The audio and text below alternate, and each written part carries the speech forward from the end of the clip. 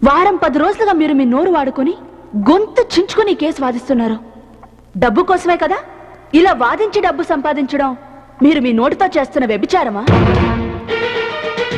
ఆ టైపు చేసే ఆవిడ చేతులు వాడుకోవడం చేత్తో చేసే వ్యభిచారమా?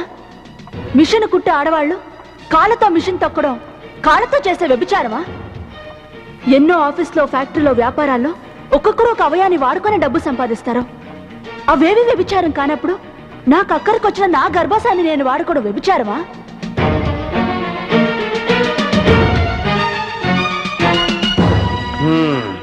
చప్పట్లు కొట్టండియా. అమ్మా, మీరు చెప్పే పద్ధతిలో వ్యభిచారాలు కూడా మేం చేసేది వ్యభిచారం కాదు, ఉద్యోగం అంటారు. తప్పు లాయర్ గారు, మీరు వాదించేది తప్పు. వ్యభిచారం అనేది ఒక మనిషిని సుఖపెట్టడానికి చేసే వ్యాపారమే గాని ఒక మనిషి కష్టాన్ని తీర్చేది కాదు. సంతానం లేని వారు వంశాన్ని నిలబెట్టుకోవడం కోసం ఈ పద్ధతిని వాడితే తప్పులేదని మీరే అన్నారు. నేను చేసింది కూడా అదే. ఎవరో ముక్కుమాని తెలియని బిడ్డ తండ్రి సంతానం లేక వంశాన్ని నిలబెట్టమని కోరితే అది నెరవేర్చిన భర్తని బ్రతికించుకున్నాను.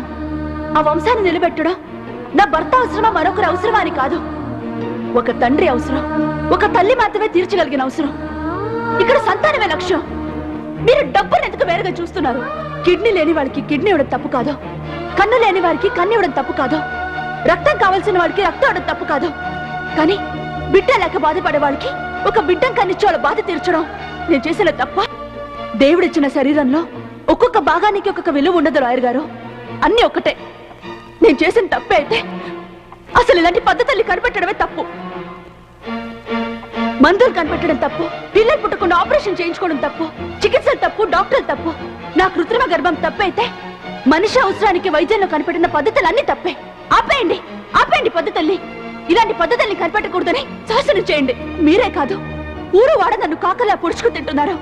చదివిన వాళ్ళు, చదువు లేని వాళ్ళు, నీతి కథలు చెప్పేవాళ్ళు, నీతి కథలు రాసేవాళ్ళు, పురాణాలు తెలిసిన వాళ్ళు, శాస్త్రాలు చదివిన వాళ్ళు అందరూ తలరా నమ్మి ధృవుతున్నారు. ఈ నరకం నుంచి తప్పించుకోవాలనే ఈ విచారణ లోపాయికారుగా కాకుండా లోకానికి తెలిసే విధంగా జరపమన్నాను. ఇక్కడ కూడా మీరు మీ వాదనతో నేను ఎంత హింస పెట్టాలో అంత హింస పెడుతున్నారు. మీరు చేస్తున్నది వ్యభిచారమా? నేను చేసింది వ్యభిచారమా? మీ ఆలోచన వ్యభిచారమా? నా కోసం వ్యభిచారమా? 5 భర్తలున్న ద్రౌపదికి కౌరవుల కొలువులు కూడా జరగని అవమానం